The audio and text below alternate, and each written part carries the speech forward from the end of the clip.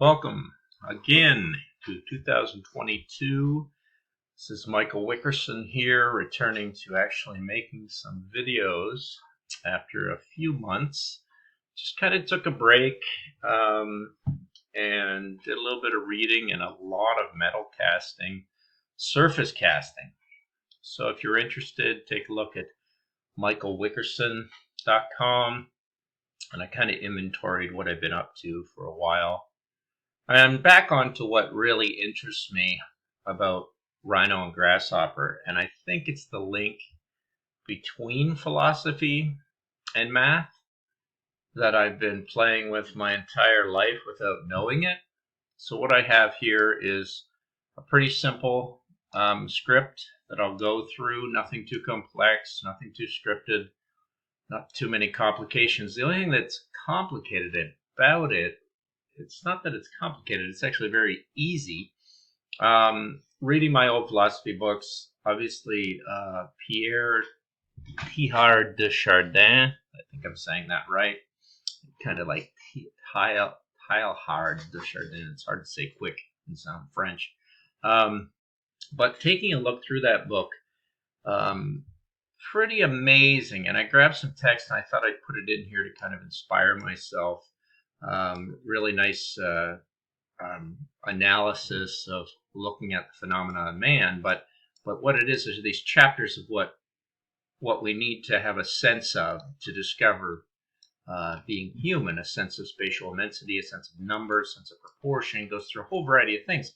And then in the end it says, and it's just in the foreword before you get into before life came, you have to move beyond smallness, plurality, and immobility. So I guess in a very large, unified way, we have to keep moving. And I think there's a relation to that in the way you think about Rhinoceros as a software program to analyze curves and surfaces. So what I'd like to do at the same time is go into kind of the more advanced certification of Rhino and articulate those notes with relation to the philosophy of de Chardin, and see what I could generate as scripts. So what I did here, you'll take a look, and it's very similar to my old math text. I really enjoy looking at math text and linear algebra and calculus and drawing up these very nice scripts. And instead of doing it through white papers and certification papers in Rhino, why not try and analyze these things as complex as they get,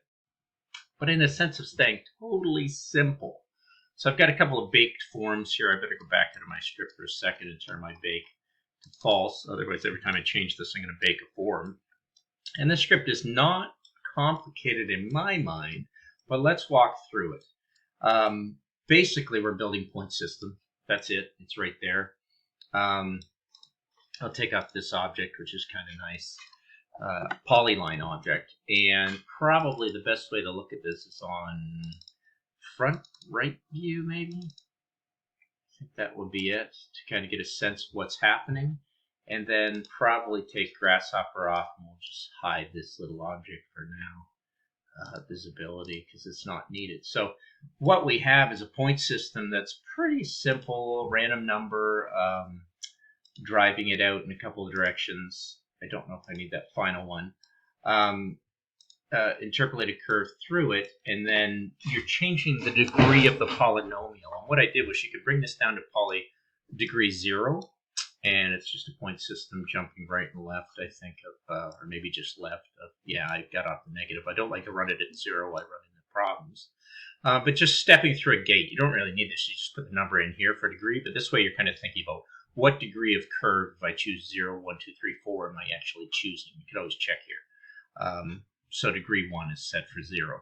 And you get a polyline. Now, if you get a polyline, I just want to do a little bit of conditional containing edit. You either end your script here because this data contains term line. So this is a nice little technique used in chapter 2 of Arturo Tedeschi's algorithmic aided design, just to start to use a little bit of these scripts either in the function node or in the equation node to put a little bit of scripting in there. So nothing complicated with Python or C, but just analyzing the words and finding out. And if that's true, then I'm going to put a gate on here and I have to do a little bit of reverse and say, okay, that's where the script kind of ends. And you take that data all the way down to the end and put it through another stream filter, and then you can do the revolution of that. You get a nice, you get a pretty nice shape that then, if you continue through just solidifying and using shell, there's a little bit of problem here because it's at 0, so the polyline kind of fudges out on me there for a little bit,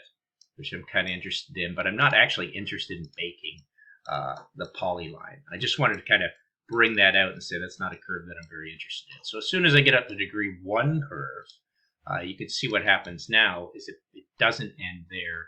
It has to process this information through a control point curve, which allows you to take those control points, and I've just had a little fun in here, I think, and I didn't change this direction yet, I should have done it.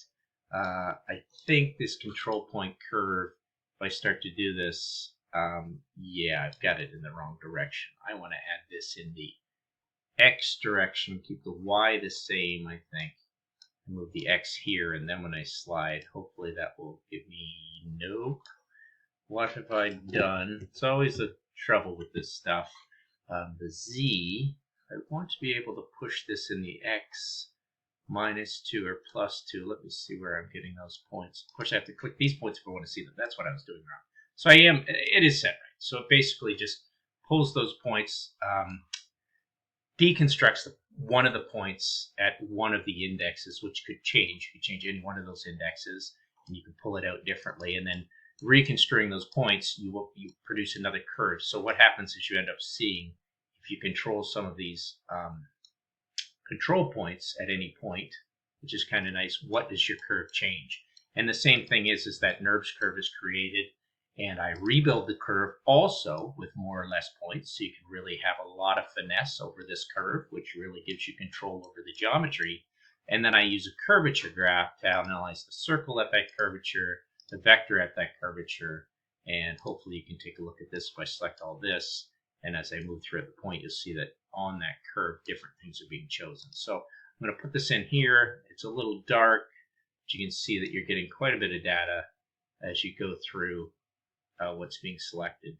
And it's a nice little script. I mean, you're learning all the basics of a curve, of rebuilding it, moving around a NURBS control point on that curve, how to analyze the curvature, how to analyze the vector curvature. And in the end, I guess you're left with just a little bit of data up here, and then you can bring it down here and run it through your geometry node and generate these pretty interesting forms. And all I did there in the perspective window was bake it at different places and different colors on different layers and things. So if I bake it there, true, and then turn it off again, I should have a baked object that I could do something with. And I like to leave this off. You get the data and you get the curve and you get to analyze all that. Then you're also able to slide through and work on the NURBS points, changing them. And in doing so, but mainly changing the degrees of the curve. And if you can change the degrees of the curve, it bakes a little differently, just in a different area. I had it on pen and ink, but I can put it on this as well. And you can see what's going on. And then it hasn't baked there yet because my bake wasn't on. But I guess if you had it all running as a nice little script, nothing complicated really. As you slide through here, you'll get a transition of different surfaces created by different NURBS curves created by, and I like the finesse. You start to see how it's built differently. Really nice. Let's go up to 4.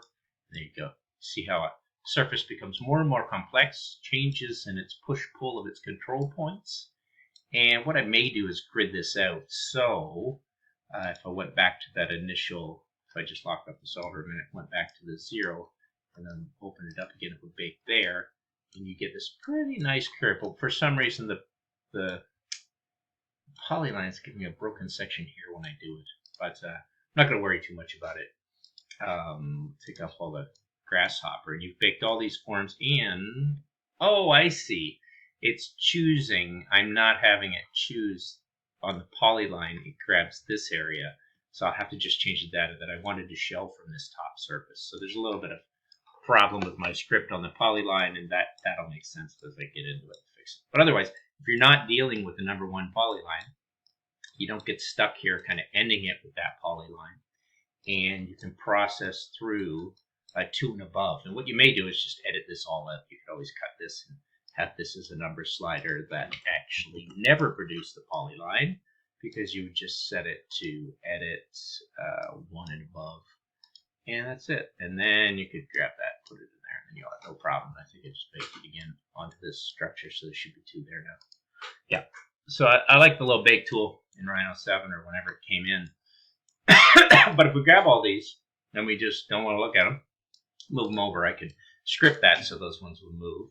Let's go back in and see what happens if we turn off this, go back into the geometry, and drive it from this, drive that form by having a little bit of consideration to, let's go back to the beginning. I mean, I get lost in the math, and what seems simple as math all of a sudden becomes complex. Simple revolution to a solid and a shell tool, which people use all the time for forms. But what if we brought this down to, well, we could leave it, let's bring it down to 6, and let's not move it so far away so it's a little more subtle. We don't have to have a really deep form. And you can make this wiggle both ways, but you got to be tricky with this, because when you put in the negative here and you want your domain to go both ways, that can hit 0 when you're sliding through, and then it'll freeze up and crash your computer. So you don't want this to be a 0, so I need to put a little guarantee that doesn't happen.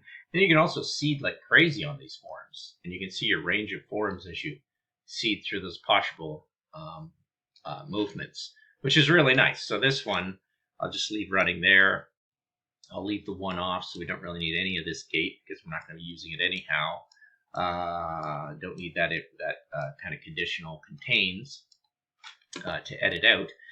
But it might be nice to think about the different indexes that you want to move away from it to change that form subtly once you get a form you kind of like. And I kind of just get thrilled by this, and I might add 1 to it or 2 to it just to kind of move it in different directions. And I guess you could add or minus. And you see the geometry here as it's creating those points back into this list of points. This is what's playing off of those points to move that one just to change it. And of course you can change whichever one you had there by changing the height of which number you wanted to change. So you can really kind of pull or push. And actually I like that top one. 5, considering there's only 6 points.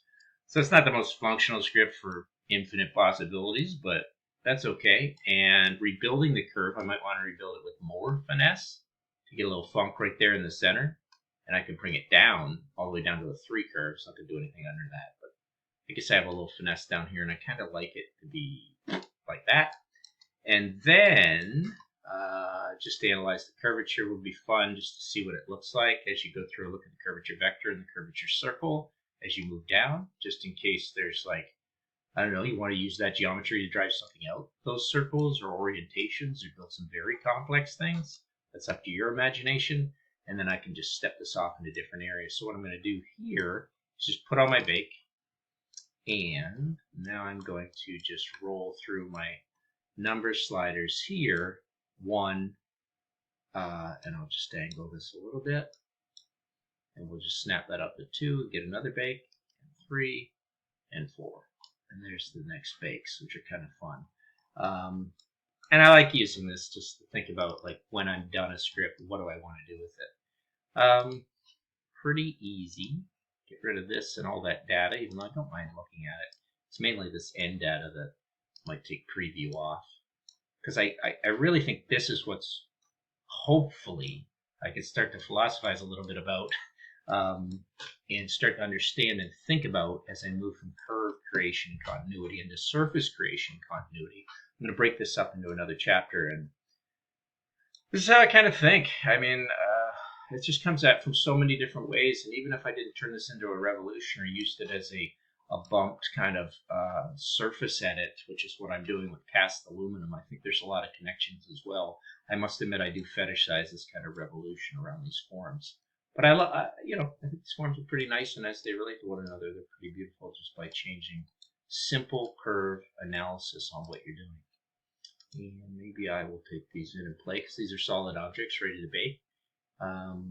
Maybe I'll take them in and have some fun, different materials, or maybe even try my skills that I've been practicing in Blender, which could be pretty fun as well. Move this one over just a little bit. I'll just do a little analysis of curvature. Analysis, curvature, surface curvature analysis. And check out all of those and see what they look like. And there they are. And then I'll probably have to go back and render this. Let's forget that. Statistics should give me a curvature analysis. Take a little bit of time. Maybe I should have just shaded a little bit of slow down there. And there they are. Different curvature analysis as pots to think about in analyzing this very simple script for generating these. So I hope you enjoyed that. I know I'm enjoying it. I'm trying to make more informational scripts, and I'll start another GitHub repo and see where chapters 5 and 6 go in the second certification guide of Rhino. Thanks for watching.